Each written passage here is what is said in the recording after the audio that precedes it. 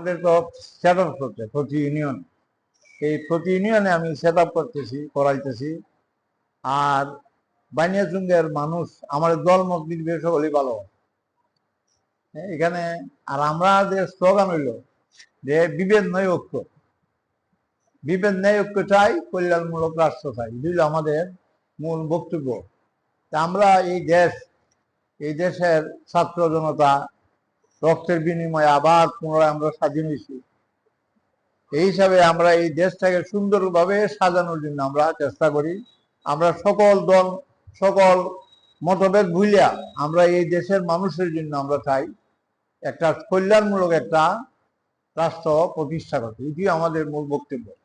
এখন আমরা কোন জুটে থাকবো, কোন জুটে যাবো, এটা ফলের কথা। নির্বাচন আসুক, আমরা এখন কোনো জুটে নেই, আমরা সকল নিয়ে আমরা চলতেছি। বিএনপির সঙ্গে আমরা বসতেছি, ইসলামী দলগুলোর সঙ্গে আমরা বসতেছি, সমমনা ইসলামী দল সকলের সঙ্গে আমরা বসতেছি। আমরা মূল লক্ষ্য হইল একটা কল্যাণমূলক একটা রাষ্ট্র প্রতিষ্ঠা করা।